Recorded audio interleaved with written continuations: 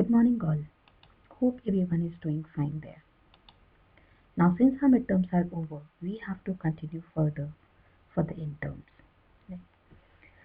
So, we'll be starting with the third unit now, and the first topic is efficient test suite management. What do you mean by the term test suite? Let's see.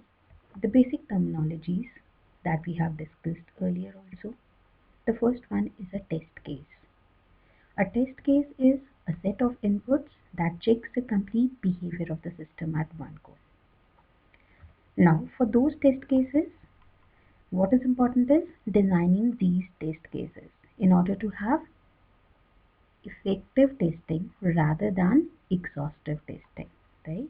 So we cannot execute all the test cases, so we have to properly design them and just select the most prior ones and test for the same and give the required result to the, you can say, the project leaders, or whatever is expected by the customers.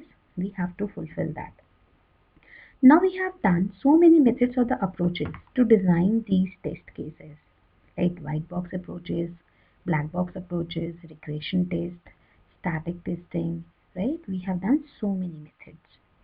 So now what is a test suite? Test suite is a collection of the test cases that is being prepared. So it's nothing, it's simply a collection of test cases.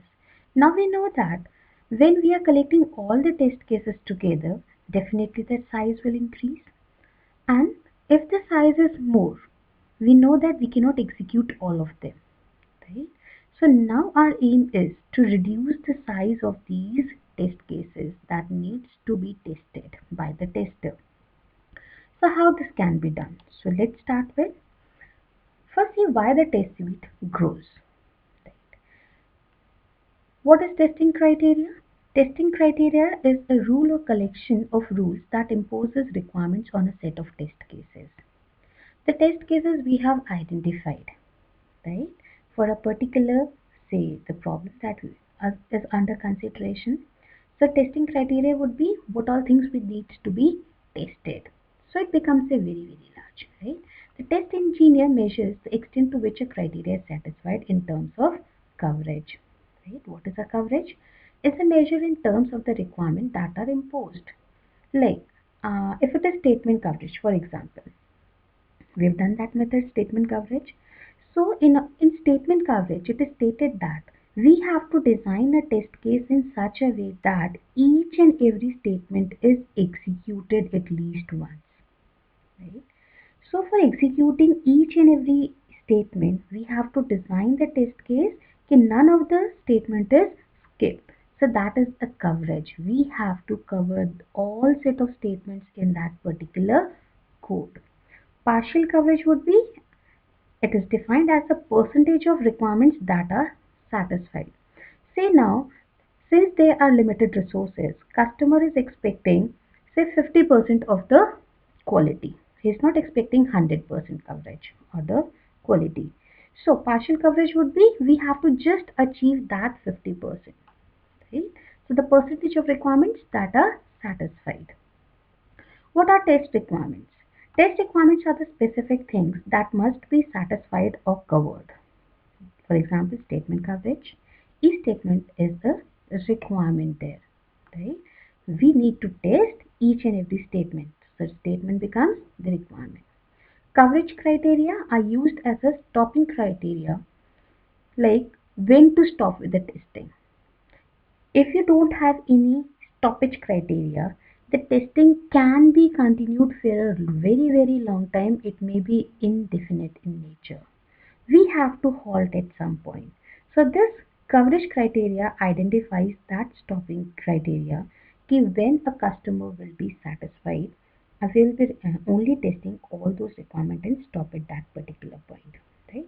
So because of this criteria or the coverage parameters, the number of test cases increases exponentially. Right? So why we need to minimize the test suite and what will be the benefits that we will be getting? Why to reduce the test suite? First is release date of the product is near. Right? If the release date is approaching, say there is a deadline, you have to deliver the software next day, and still you're left with like 10 test cases to be executed, which is practically impossible to be tested in a day, right? So we will be halting at some point. So if the release date is near, so likewise we have to reduce the test cases. We have limited resources. Resources means maybe the staff or the testers are less. We have less equipment or we have less testing tools as per the requirement. Running all the test cases in a test suite, however, can require a lot of effort. If effort is more, definitely we know that time required will be more. Ultimately, cost will also increase. So again, it is a barrier to that. Unnecessary test cases. Unnecessary test cases means the obsolete and the redundant test cases, right? We keep on adding new test cases as new requirements are being added. Again, we enhance our test cases, right? Again, there is certain change. Again, we enhance the test cases. So we are adding the test cases. So it might be we have already developed them earlier also. Now we have again developed it, right? The redundant would be there. Or we have developed new ones, now the previous ones are not at all required. They become obsolete. But we keep them together. So ultimately, because of these obsolete and redundant test cases, the size will definitely increase. Increase to what extent? Increase exponentially, that is, it is impossible to execute all of them since there is a time and resource constraints. So ultimately, we have to reduce the number of test cases. Now, how to reduce, like what will be the benefits? Through minimizing the redundant test cases will be eliminated, which is no longer used. Okay, the size will reduce in this case. Cost will be reduced, efforts required will be less. Ultimately, overheads of maintaining the test use and the number of test cases that must be rerun after the changes, that will also reduce. What does it mean? We are talking about regression testing here. What is regression testing? Whenever we have to change, that is in the maintenance, right? If we are supposed to make a change in a particular module and you make the changes, you have to test that module which is being changed. Along with that, we have to test other modules which were not supposed to be changed. So that is known as regression testing. So regression testing requires to run all the test cases which are already developed to check whether it is functioning properly, as well as we make new test cases for the part which has been modified. So in that case, ultimately the test case was increasing, right? So the overhead of maintaining that increased test suite increases in that case, and we have to rerun. So ultimately cost will also increase. So we need to minimize these test cases. So how this can be minimized? Now we cannot say ki, okay, we have 100 test cases, so I'll execute first 10 and I'll leave 90. It is not possible. Maybe amongst those 90, some test cases are very important, right? If you're compromising with those test cases, might be it leads to failure. So there is a risk. So how do we do this? Amongst these 100 test cases, what we'll do is we'll prioritize the test cases first. Prioritize in the sense, we'll be assigning the priority which one is the most relevant or risk related. We will be eliminating those test cases. And the ones which are not important, we'll leave those. So there are certain levels of priority that are assigned. The first one is, say, priority 1. So priority 1 is must be executed, otherwise there may be worse consequences after the release of the product. That means these are the most critical risks that must be, you can say, the critical test case that must be executed. If not executed, they might lead to failure. So priority 1 is assigned to all those critical bugs. Priority 2, the test cases may be executed if time permits. That means they are not so important, but if we are left with time, we may execute them. So we assign priority 2 to those test cases. Priority 3 is assigned to those test cases which are not important prior to the current release. It may be tested shortly after the release of the current version. Right? It says that they are not important, so we can release the software before testing it or assigning the priority, but shortly after some time, if the time permits, we can test those, right? So it is not important as of now in the current release, but maybe in future it is important. Priority 4 is assigned to all the test cases which were never important because its impact is nearly negligible. So we can leave these test cases. So priority 1, which is required to be tested immediately.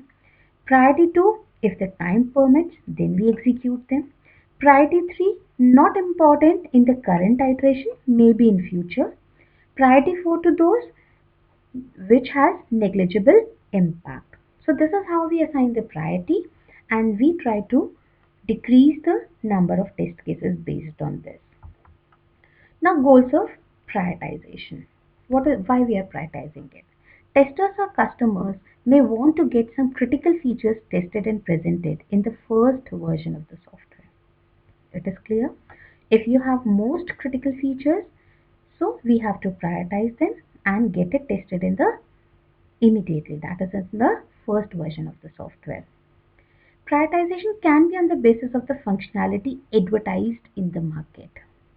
I mean, say, customer, you have promised something to the customer that we will be delivering this. So now it becomes a mandatory condition since you have committed to the customer. So you have to test that functionality which you have advertised in the market, that is committed to the customer.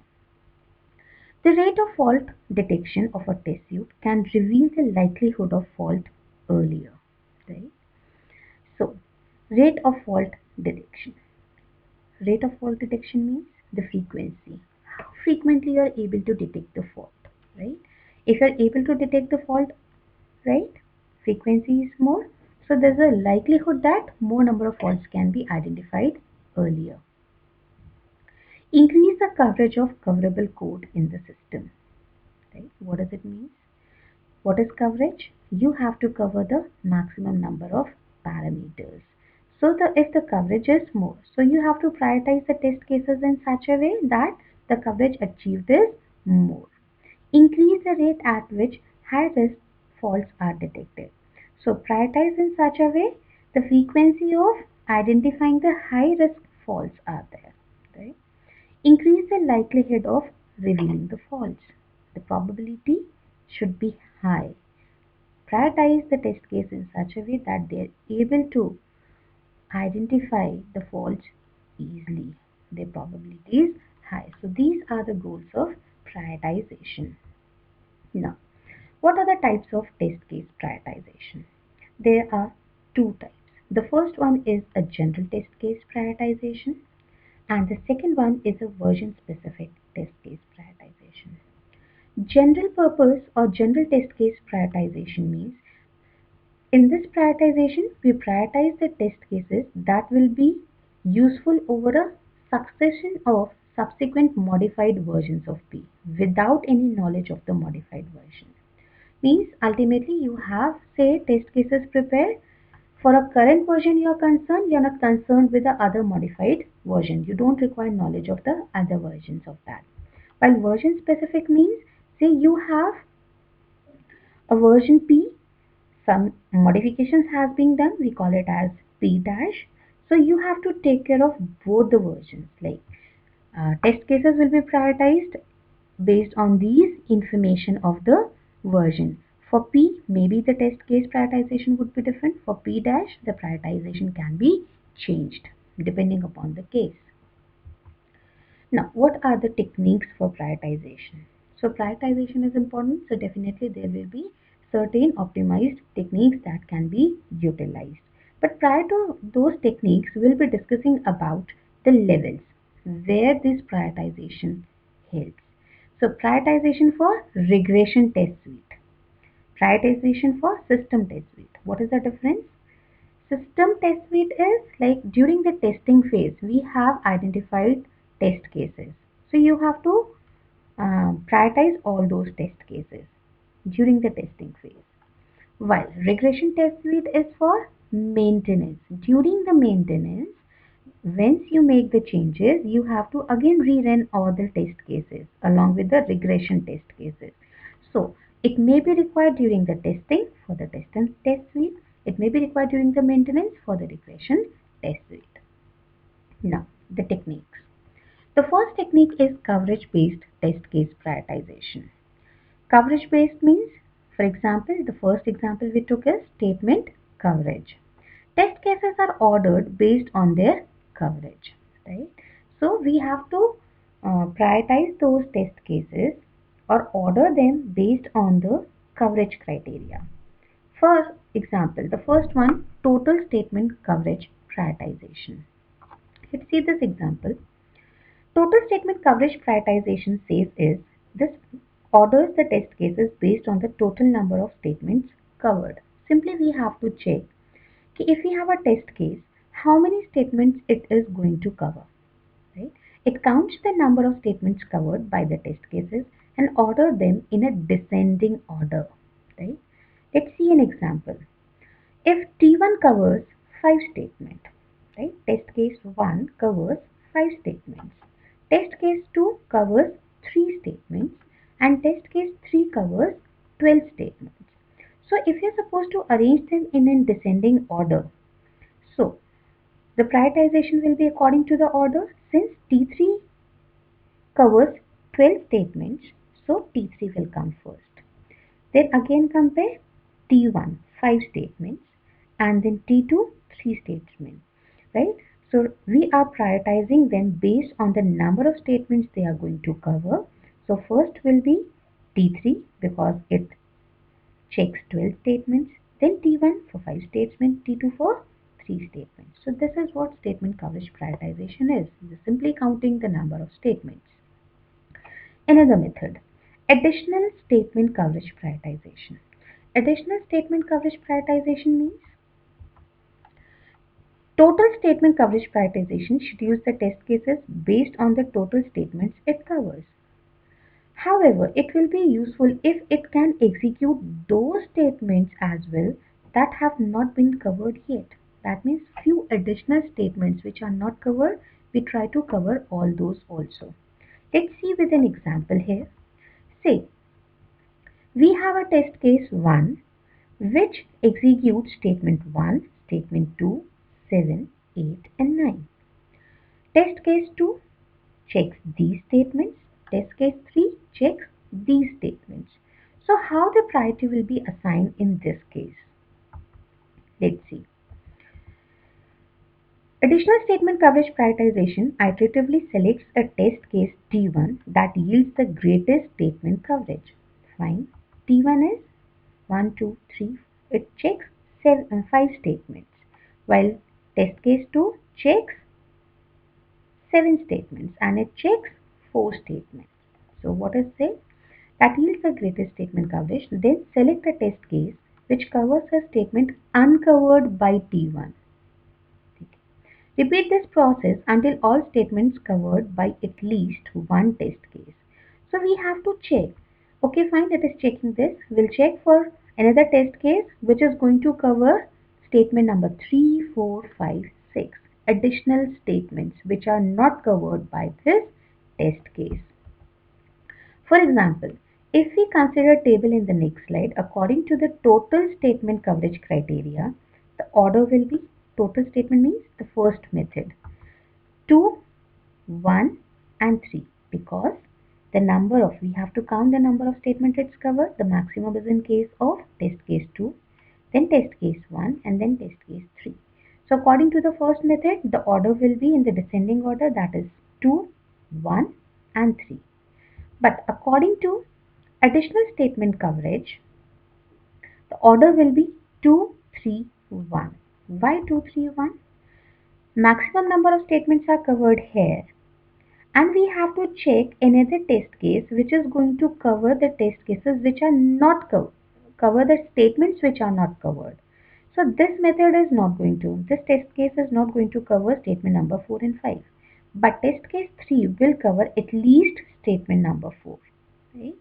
So this is what additional statement which is being covered.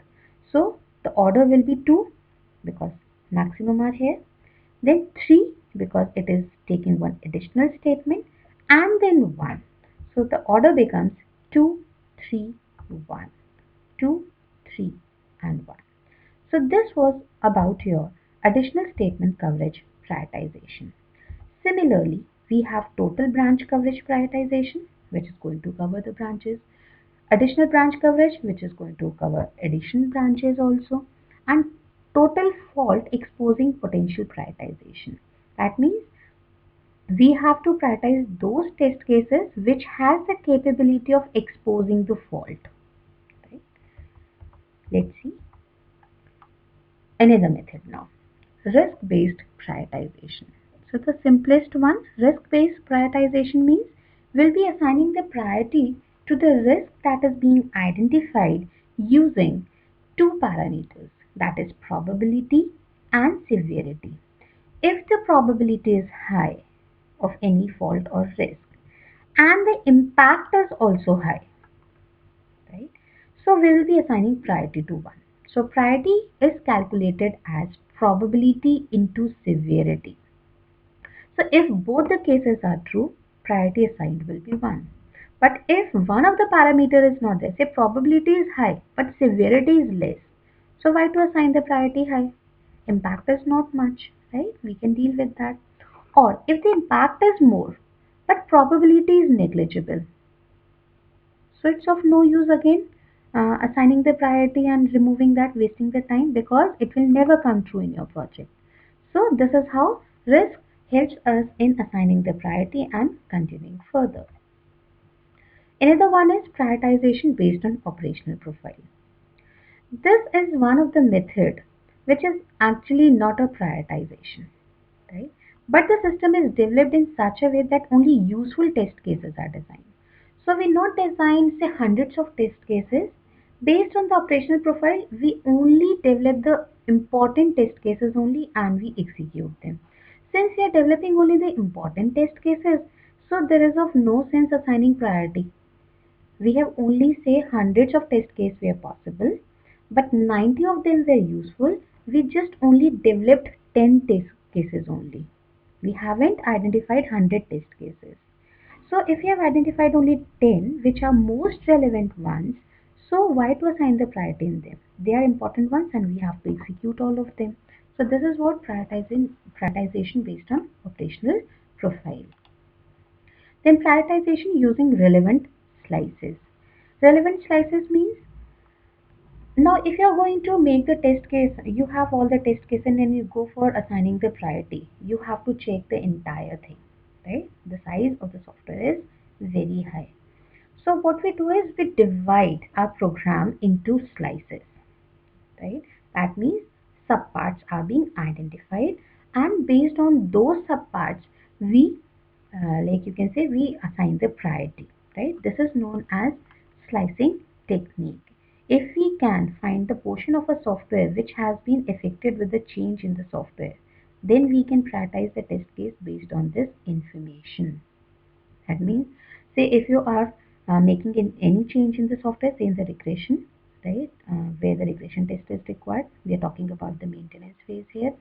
So in the maintenance phase, say among the 5 modules, we have only changed one module, say M2. Okay. So we will be identifying the test cases which are relevant to this M2 only. So we have sliced it. We are not going to develop the test cases for all the 5 modules. We will be developing the test cases only for the module where the change has been implemented. So this is one of the slice. So slicing could be execution slice, dynamic slice, or a relevant slice. So, what is an execution slice? The set of statements executed under a test case is called the execution slice of a program. So, like I said, we have 5 modules and we have identified the test cases for M2 where the change has been made, right? So, the statement present in that M2 will only be executed. So, that is execution slice.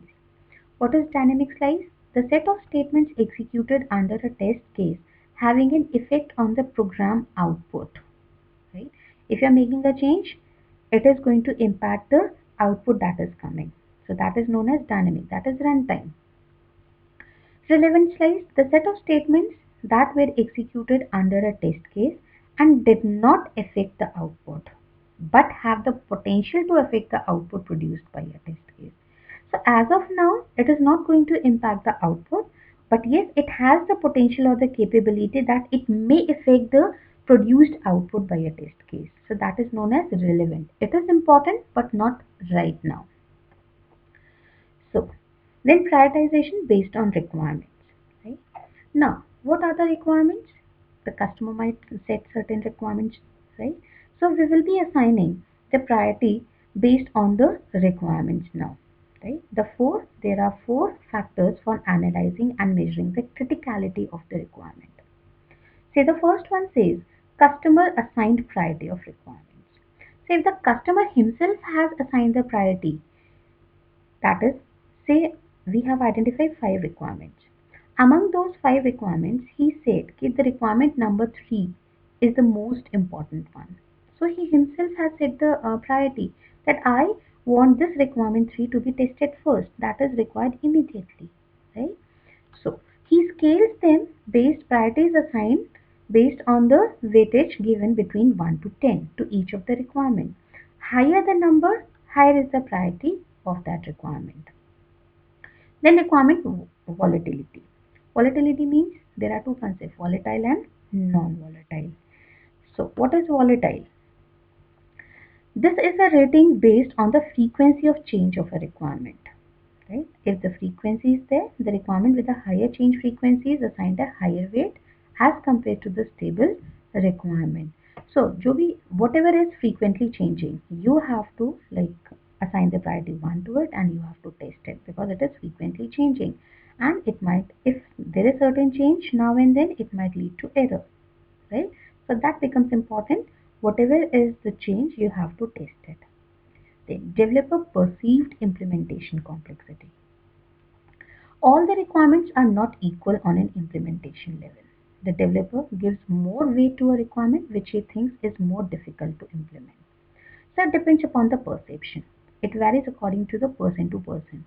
Developers might have different perception about the system.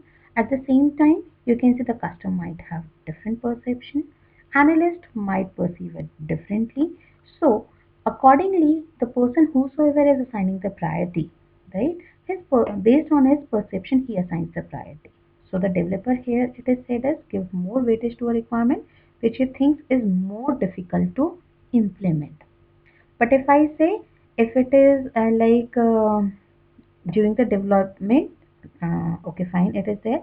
Deployment. So what will be the complexity means for deployment?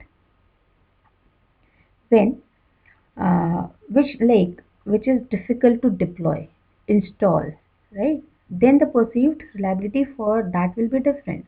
Developers' point of view, it is different. For maintainers, it will be different. For analysts, it will be different. The fourth one, fault proneness of requirement. This factor is identified based on the previous version of a system.